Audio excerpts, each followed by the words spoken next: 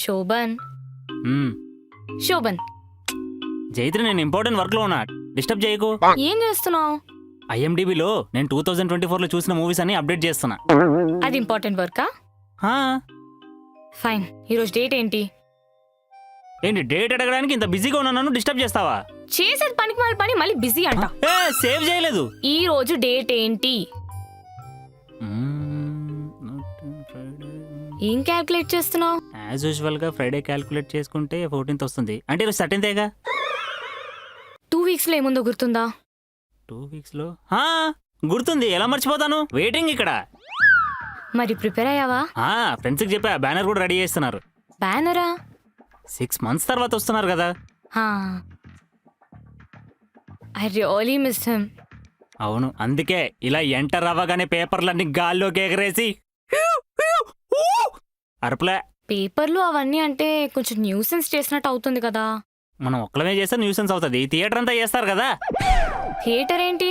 నువ్వు దేని గురించి మాట్లాడుతున్నావు అసలు? నువ్వు దేని గురించి మాట్లాడుతున్నావు? 27th రోజు మా నాన్న US నుంచి వస్తున్నారు శోభన్. యా వస్తున్నారు కదా. యా అవును. నువ్వు దేని గురించి మాట్లాడావు? అదే 27th కల్కి కూడా రిలీజ్ అవుతుంది. అంటే నువ్వు మా నాన్న వస్తున్నారని ఎగ్జైట్ అవ్వట్లేదా?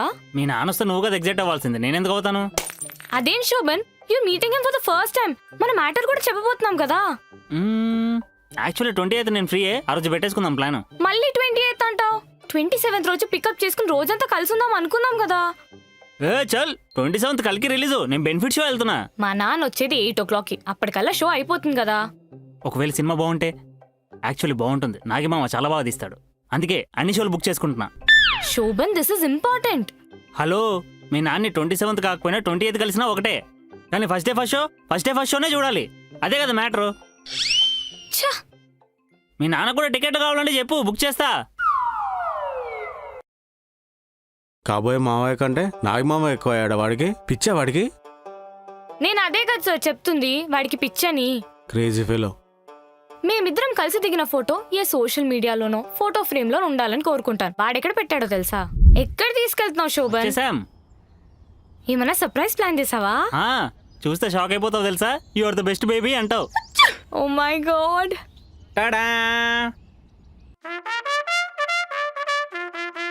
ఎట్లుంది బ్యానర్? అదిరిపోయిందిలే. నా స్టిల్ మాత్రం సూపర్ వచ్చింది. బ్యానర్ నచ్చి 2 ఫ్రీ టికెట్లు కూడా ఇస్తున్నాడు. దా చీయా, బానే ఉందిగా. ఇందాక నుంచి నేను ఎక్కడో చూసాను అనుకుంటున్నాను. ఆ బ్యానర్ నేను కూడా చూసా. మీరేంటి, మా నాన్న కూడా చూశారు.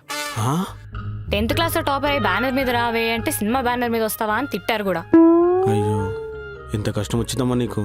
అంతేకాదు సార్, ఏ గర్ల్ ఫ్రెండ్ అయినా బాయ్ ఫ్రెండ్ బర్త్డేకి 12కి విష్ చేస్తే బాగుంటుంది అనుకుంటుంది. బాగుంటుంది, కానీ మా వాడు బెనిఫిట్ షోస్ కి 12కి కాల్ చేసి లేపుతాడు నన్ను.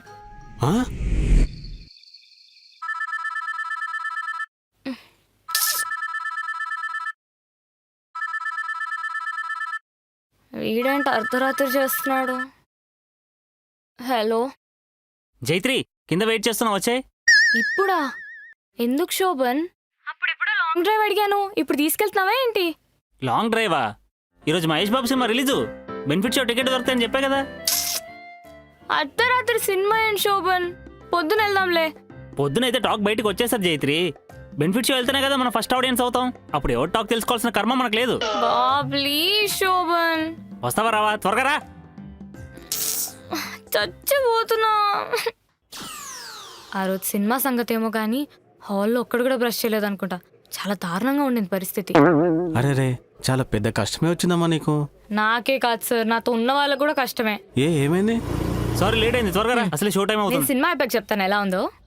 ఎక్కువ. నేను కూడా ఈ రోజు నైటే చూసేస్తా. అవునా? ఏ థియేటర్? లక్ష్మీ నివాస్ అని, స్క్రీన్ నెంబర్ 501. లక్ష్మీ నివాస? ఆ పేరుతో థియేటర్ ఉందా? అపార్ట్మెంట్ భయ్యా, నా రూమ్ లో చూస్తా. ఏంటి పైరసీయా? నైట్ 12 గంటలకు ప్రింట్ వచ్చేసిందిగా. నేను అప్పటికి జైత్రి చెప్తానే ఉన్నా, ఎందుకు డబ్బులు బొక్క, మన రూమ్ లో చూద్దాం కదా అని. పైరసీలు చూస్తాడు నీ ఫ్రెండ్, వీడితో ఫ్రెండ్షిప్ కట్ చేయి. పద మలక్పేట్ సీఏకి చెప్తాను నీ పని. సారీ. ఈడెవడరా బాబు, వెరీ టాక్సిక్ ఫెలో. మరి వాడి గురించి తెలిసి కూడా పైరసీ ఎందుకు చూసావు? అవన్నీ ఎప్పుడో డౌన్లోడ్ చేసుకునేవి సార్. మనోడు యాక్సిడెంటల్ గా ఇప్పుడు చూసాడు. అసలు నిన్ను కాదు, ఇంతలో టార్చర్ పెట్టినందుకు వాడిని అరెస్ట్ చేయాలి. ఆగా.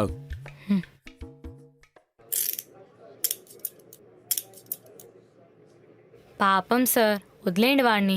పాపమా, నేను వాడిని వదిలేయడం కాదు, నువ్వు వదిలేవాడిని. లైఫ్లో సీరియస్నెస్ లేకుండా ఇంత సినిమా పిచ్చుంటే వాడితో ఎలా వేగుతావు చెప్పు. వదిలేవాడిని. ఎందుకు సార్? వాడేం చేశాడు చెప్పండి? సినిమాలు ఎక్కువ చూస్తాడు అంతే కదా. త్రివిక్రమ్ శ్రీనివాస్ గారు ఏమన్నారంటే, మందు తాగి పడిపోవడం కంటే, డ్రగ్స్ లో మునిగి తేలడం కంటే, వీధి చివరి అమ్మాయిల్ని ఏడిపించడం కంటే సినిమాలు చూడడం చాలా ఉత్తమం అని. అవుననుకో.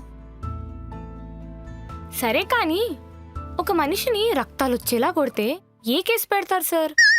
ఎందుకు? ఇప్పుడు నేను వెళ్ళి శోభన్ గారిని కొట్టి స్టేషన్కి వచ్చి సరెండర్ అవుతాను సార్.